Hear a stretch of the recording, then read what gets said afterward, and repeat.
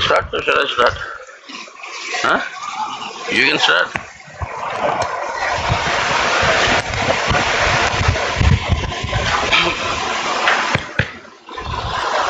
സുഹൃത്തുക്കളെ, മാധ്യമ പ്രവർത്തകർക്കെല്ലാം സ്വാഗതം. യാതൊരു മുഖവരിയുടെയും ആവശ്യമില്ല. CPIM ജനറൽ സെക്രട്ടറി സഖാവ് സീതാറാം യെച്ചൂരി CPIM 23-ാം പാർട്ടി കോൺഗ്രസ് സംബന്ധിച്ച മാധ്യമങ്ങളോട് പറയാനുള്ള കാര്യങ്ങൾ നിങ്ങളുമായി ആശയവിനിമയം നടത്താൻ വേണ്ടിയാണ് ഇവിടെ എത്തിയിട്ടുള്ളത്. അതിനുവേണ്ടി സഖാവ് സീതാറാമിനെ ക്ഷണിക്കുകയാണ്.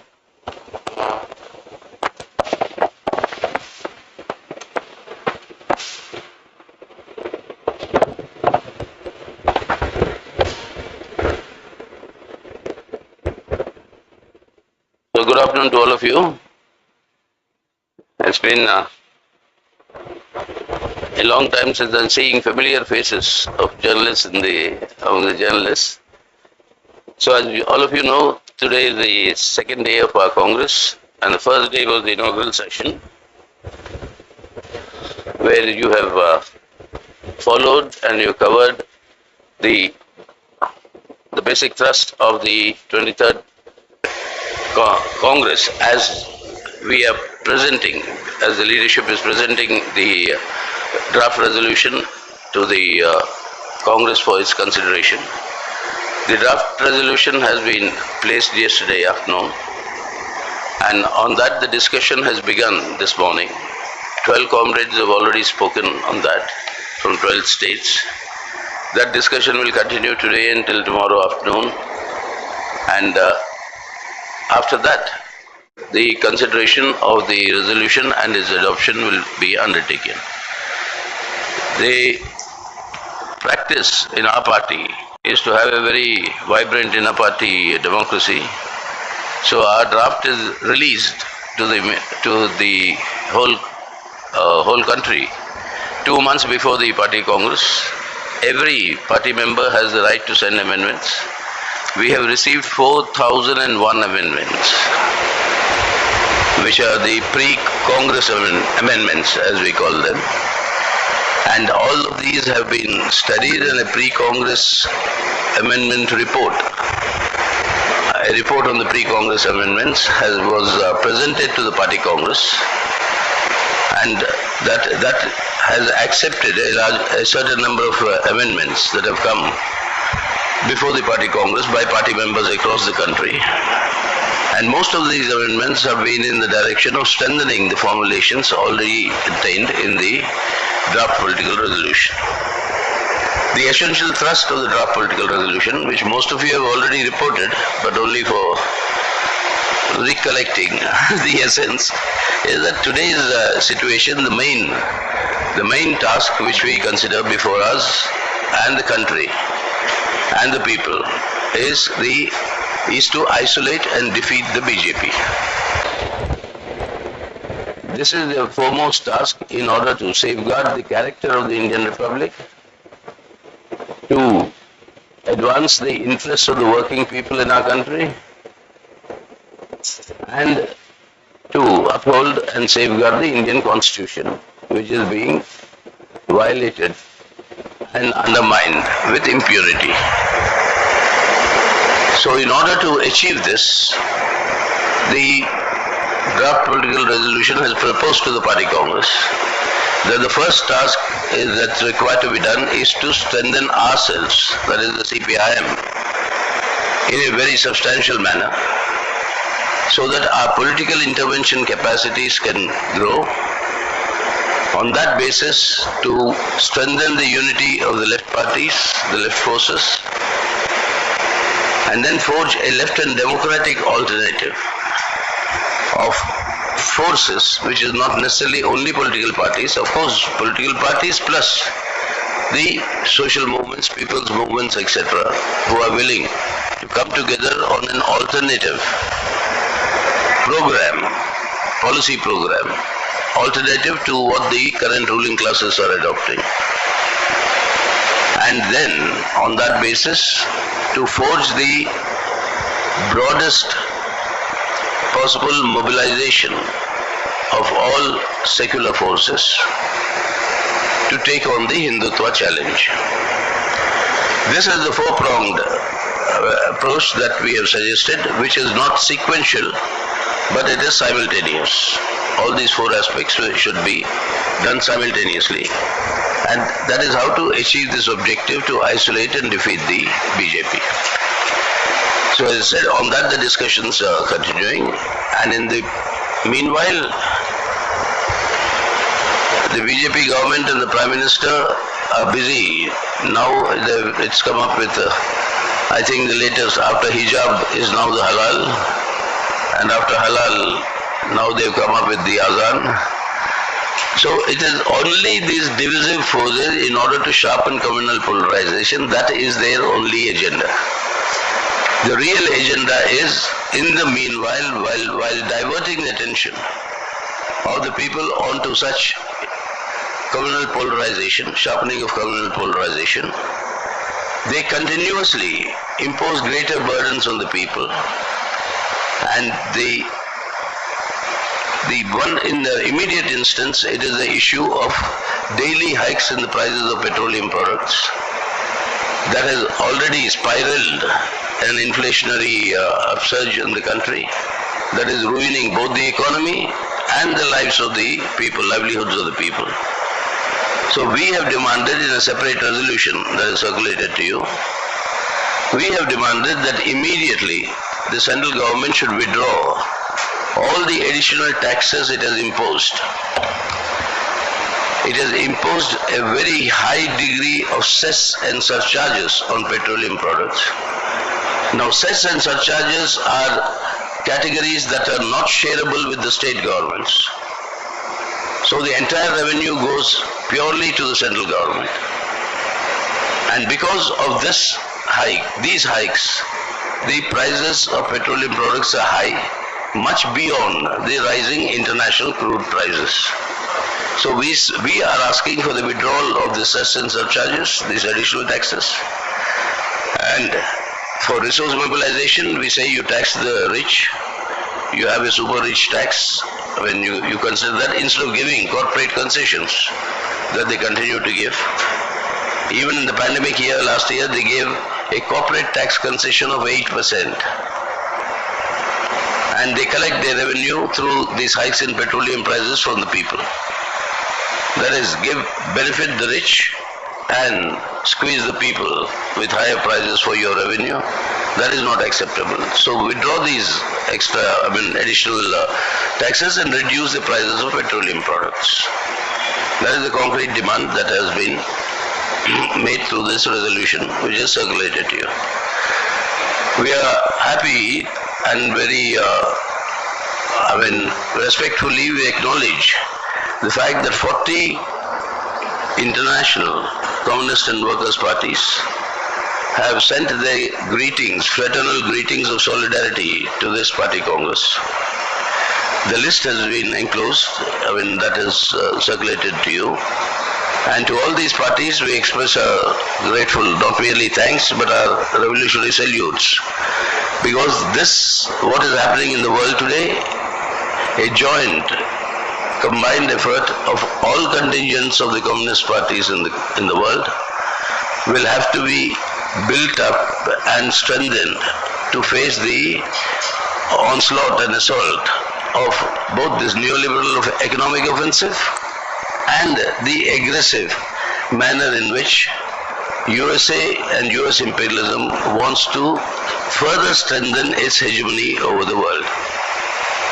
So in this direction, we think these fraternal messages are a great source of support and inspiration, and we convey our solidarity to them in their countries in order to strengthen their links with their working people, like they have wished us the best of efforts to strengthen our links with the Indian working people. So this, in sum and short, I'm not going into the gist of our draft political resolution, because that you heard and reported yesterday, that all of you know. And so now, I'd rather be brief, so you please Actually, yesterday in your annual speech, you wanted the Congress to send its house in order. Please elaborate a little what do you really mean when you ask Congress to send its house in order? It is all explicitly said there. It is written there. What I had said is the challenge of Hindutva, the challenge of this sharpening communal polarization, and the defense of India's secular democratic character can only be done through an uncompromising commitment to secularism.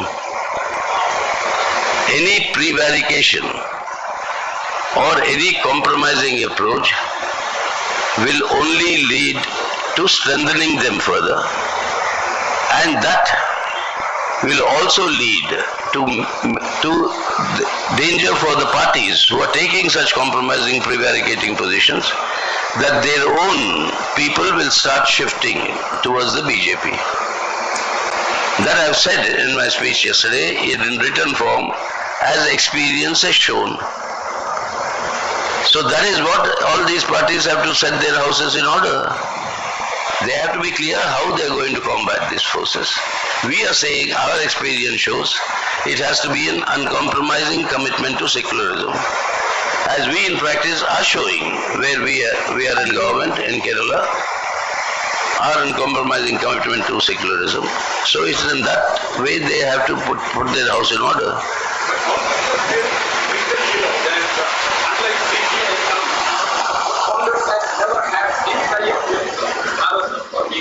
When did the CPIM have? Of course, you were there with the JP movement and the left of the I'm sorry, JP movement, we did not join the JP movement. We gave... You were fighting similar and people resigned. Your general secretary then resigned. Thank you for informing me about my party. You seem to be you seem to be more knowledgeable than I didn't know you were in the part of the Central Committee then and subsequently resigned or something. But the point is that is not the reason. And never has it been that we have been associated with these communal forces. In the fight against the emergency, they also fought, we also fought. If you follow your own history, you will also know when VP Singh became the Prime Minister, a combination was worked out called the National Front, Left Front. National Front was why we did not join, because the BJP was present. Why was it that VP Singh had to be supported from one side by the left and one side by the BJP? Because the left said we will not support you if BJP joins your government. Till date, you can ask Mr. Advani, he still, I'm sure, remembers those days. There used to be weekly dinners that the Prime Minister VP Singh would have, once with the left leaders, once with the BJP leaders. Such is the history, and please, for heaven's sake, we all know, I mean, we don't have, I don't want to name the Congress leaders who have gone to the BJP now. The Congress is such a great party of commitment, never went with the BJP. Why is the plethora of the leaders leaving and joining BJP? Tell me, you know more about them, or about me. Why are the leaders of the Congress leaving the Congress and going to the BJP? We don't want that. Country doesn't want that. But why is that happening? That is what they have to set their house in order. Comrade, you are repeatedly talking about defeating BJP and forming a secular democratic front in the national level. How is it possible without the participation of Congress? Because your party's strength is minimized in Kerala alone. In West Bengal, in Tripura, you are low strength. You are asking me a question on something I never said. Did I say it will be there possible without the Congress? Actually, Did I say it will be possible with the Congress? No, but I said we want the maximum mobilization, the broadest mobilization of secular forces. But you are not making a clear statement. What is your stand on? How do I know what those secular forces want? Why you are not inviting Congress wholeheartedly? Because we have invited and they have refused in Kerala. We invited Shashi Tharoor, he was asked not to participate. It's a seminar. We invited Manishankar Iyer, he was told not to go and participate. That is We regarding the invited seminar. Mr. K.V. Thomas, I don't know what he's going to do. But all of them have told not to participate. So when we invite and they refuse to participate, your charge is why am I not inviting? No, It makes any my sense? question is not regarding the seminar. Into this front, why you are not welcoming Congress? Why you are not making a clear statement? Yes, today's seminar is on secularism. This front is for fighting for secularism. If on a seminar on secularism they refuse to attend, what does that mean? It doesn't require big common sense to understand what it means. So why are you charging us as not inviting? This front is for safeguarding secularism. On secularism they say they don't want to come. Then what do we say? You are talking about Hindutva agenda should be defeated, and at the same time you are appeasing minority. I'm sorry? On the one hand, you are talking about the Hindutva agenda should be defeated, and on the other hand, your party is appeasing minority. Who told you? Yeah, that is happening in Kerala. Who told you? Yeah. Why didn't you read? Everybody knows that, comrade. I think we'll make available an audio version of our resolution. That will make it clear what our stand on the minority fundamentalism is. I don't think you have time to read it, but we'll try and provide you an audio version. You can at least listen to what we have to say about it. But in your inaugural speech, you never mentioned. Please, no, please, you're asking all sorts of questions without reading what we have said, without knowing what we are saying. Not, comrade, in your inaugural speech, you are talking about Hindutva agenda, and you are not mentioned this minority fundamentalism. Not mentioned many things that they're all there in the resolution. Please read the resolution. That I know, but why you didn't mention that in your inaugural speech? Yes, There are sir. many things I didn't mention which are there in the resolution. Okay. Yes. Comrade, you have already mentioned the outline for the left democratic program. So what are the concrete suggestions raised in the discussion for this? That we'll only know tomorrow, no? I mean, it's only begun now. It's only begun now. 12 states have spoken. This is the first round of the states. Every state will have 2 rounds minimum, depending on the size of the party there.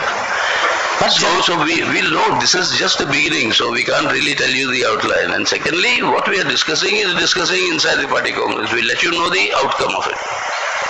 But you are arguing for the left. So your next question would be, why don't you allow me to attend your congress?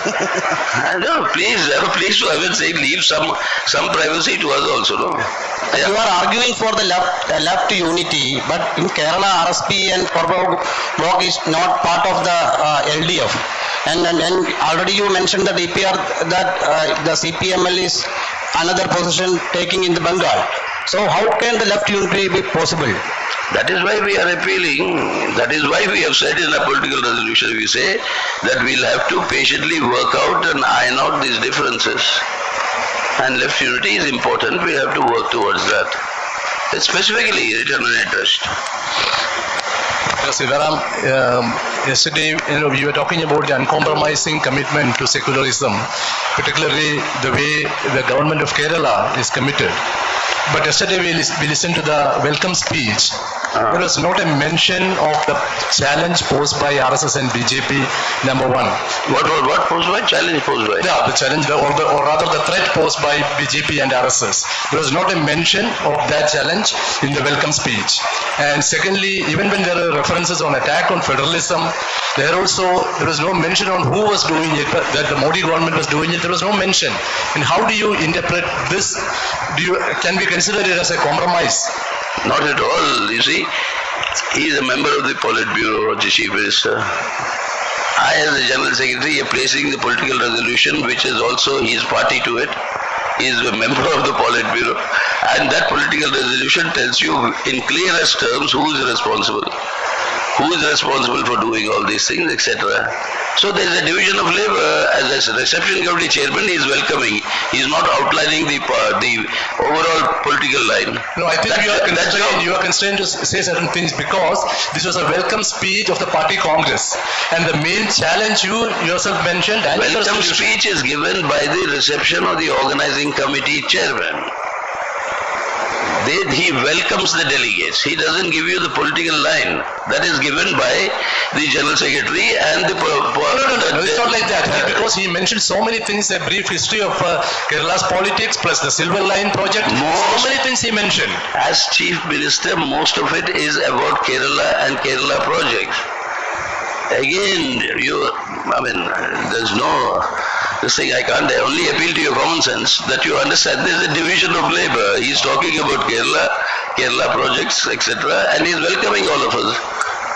I'm talking about what is the party's All India line. The division of labor very clearly.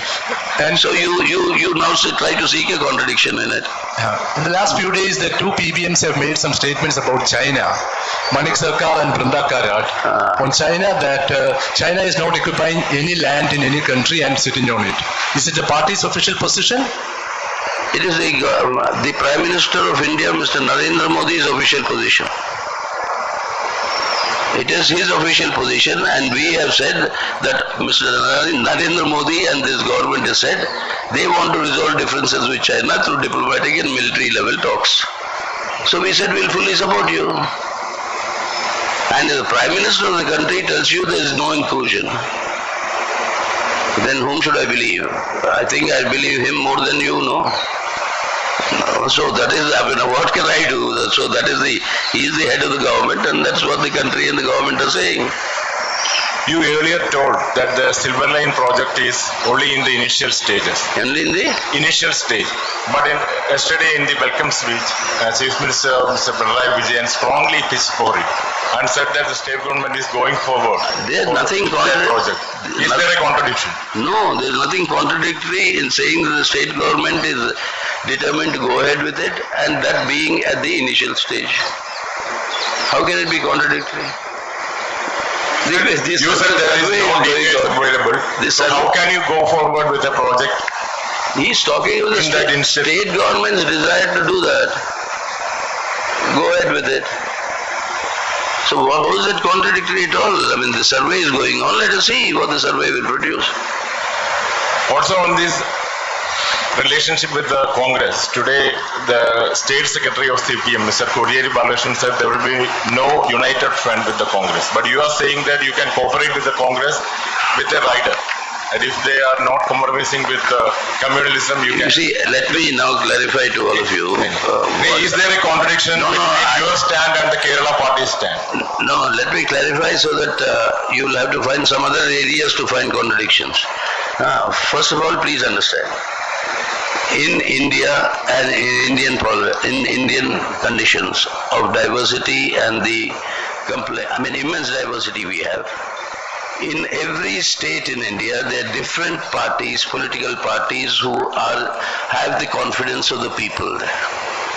These people are the dominant political force in those states.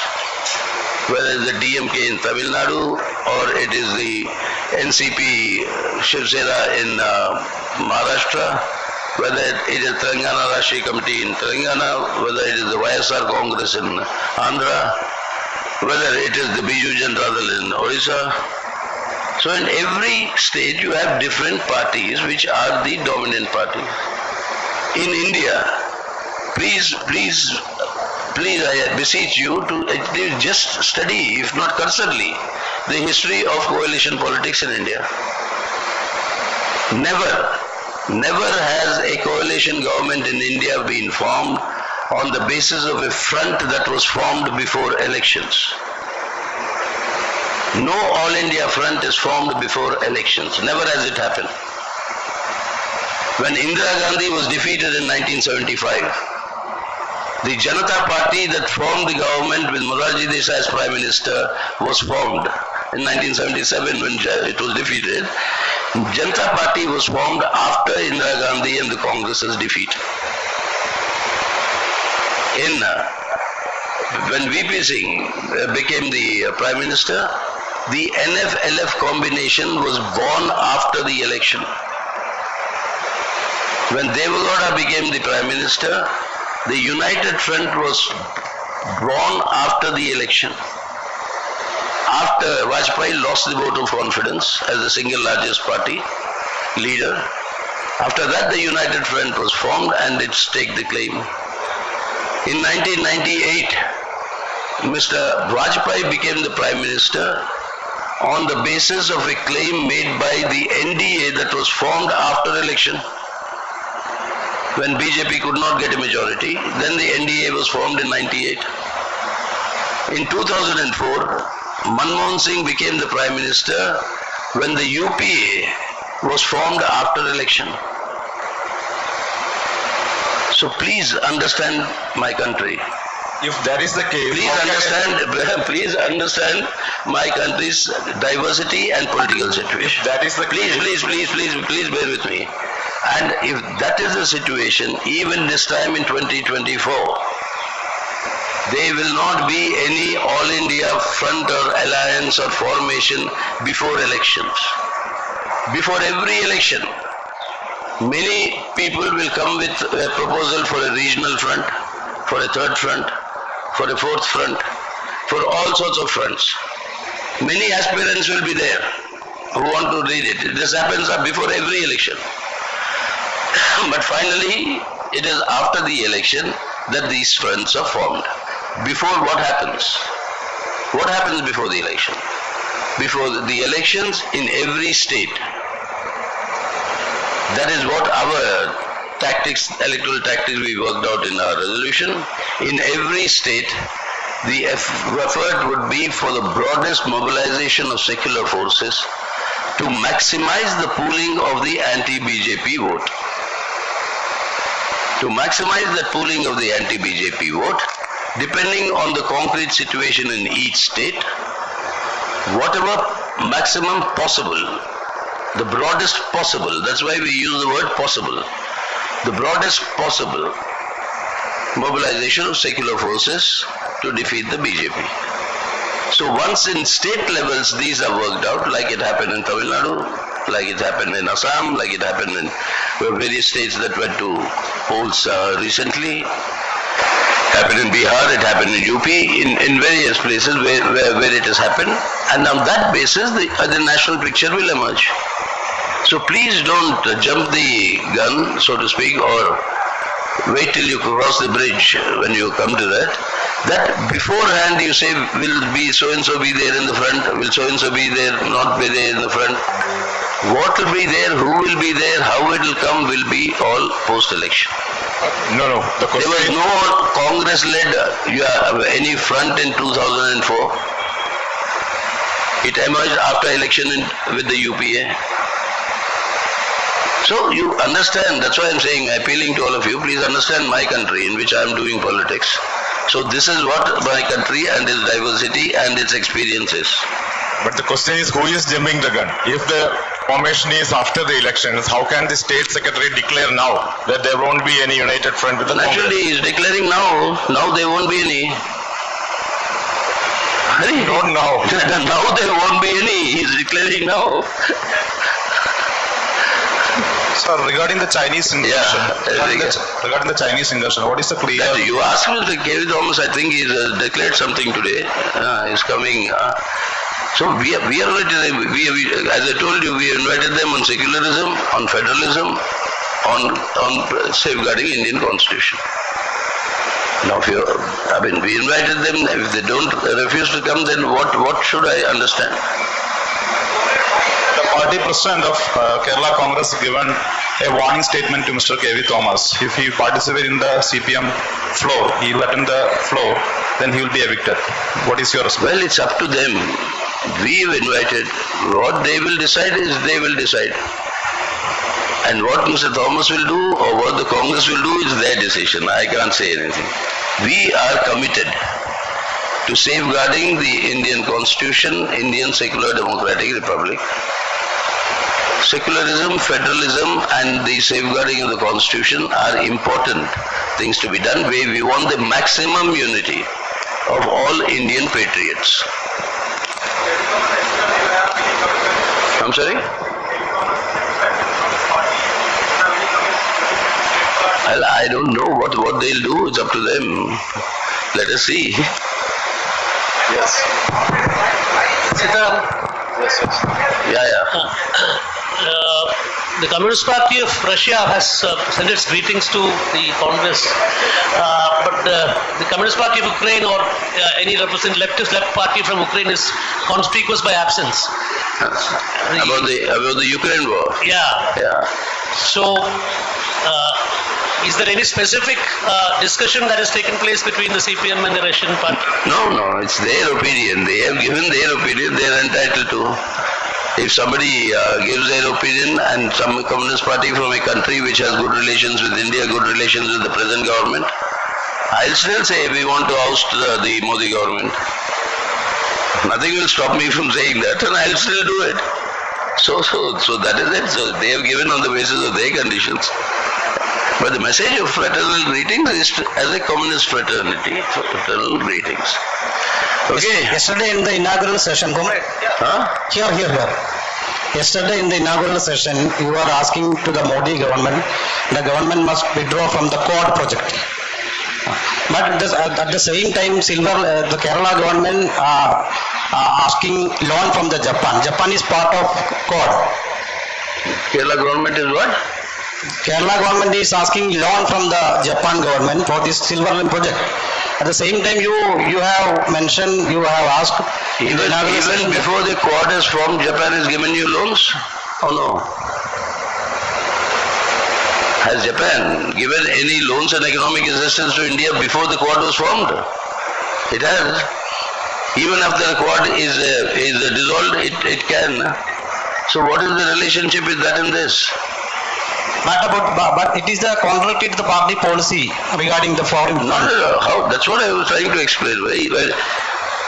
You were given today, announced today, an aid to Sri Lanka. You announced it to Bangladesh. Bangladesh has gone and joined the Chinese Belt and Road Initiative. Is a contradiction. Will you withdraw your aid to Bangladesh? Why are you asking such questions? I mean, these are not, students' union politics. No, I mean, these are all the relations between countries, and these things happen irrespective of whether you're part of any alliance or not. No. Okay, can we conclude? Yes, last one.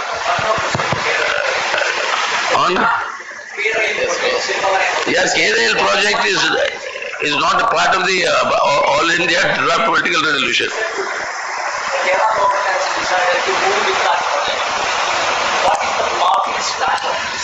He asked me the question, I answered it. Mr. Prashant the Veshyanet asked me, I answered it. In English I answered, but if you want, in Telugu I can answer also, same thing. I've answered that question. What? What?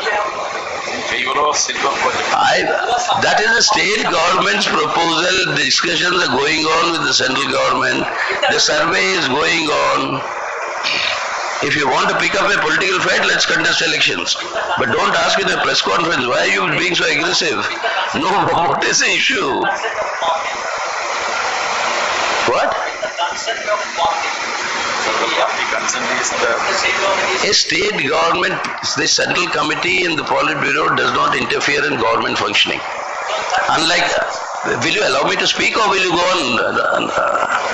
I mean, you seem to, are you a commentator? Cricket commentator? You keep talking non-stop. You allow me to answer. So, I mean, the point is it's a governmental project and the party does not interfere. When any issue comes, when it's referred to the party, then we'll give our opinion. Right now, it's an issue between the centre and the state governments. It is an issue or a survey is going on. So let that process be over, then we'll know what is the situation.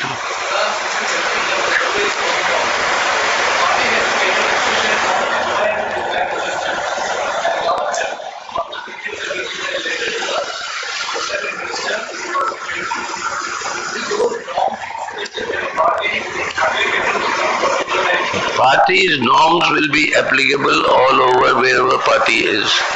The question is, let this survey come out and see, tell us what is the situation. The ground situation, reality is not known. It has not yet been established. So let that be established. Let the discussions between the center and the state be over. And then we'll know what is the status, then we can opine. But the CM was unequivocal in his comment here. The CM was unequivocal in his statement. He made it crystal clear that the government is determined to implement the project.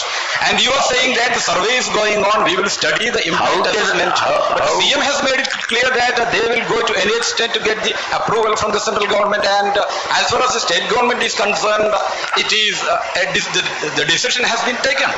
What did the CM say after meeting the PM? No, I am referring you to reported. No, he spoke yesterday. Remember, what did the CM say after meeting the PM? But let us come to the... Please remember what you wrote. Let us come back to immediate past. The CM spoke in his welcome speech that the government is determined to implement the project. You go round and round, you get the same answer. The PM and the CM have discussed. The outcome is yet to come. The state CM saying I am determined to carry it forward does not mean that it has been approved. What will the PM do, we'll have to see. That is why it is in the state of process, survey going on, the discussions going on. State government and the CM, we are determined to carry it. They are determined to carry it forward. So this is your message to the Kerala CM as well. That is Kerala CM has expressed the desire of the state government and the LDF to carry forward the project. That he has expressed. Yeah. But he has also at the same time said negotiations are on with the centre. It's a joint project and the survey is going on. Yeah, comrade, in fact, let me come to the DPR, the draft political resolution, on which the discussions, the debates are going on in the party congress. The DPR admits that there is a fall and decline of the left forces in India. There is a criticism that the major cause, the root cause of this decline and fall is the Eurocentricity of Marxist ideology, which has been translated into India without any creative thinking.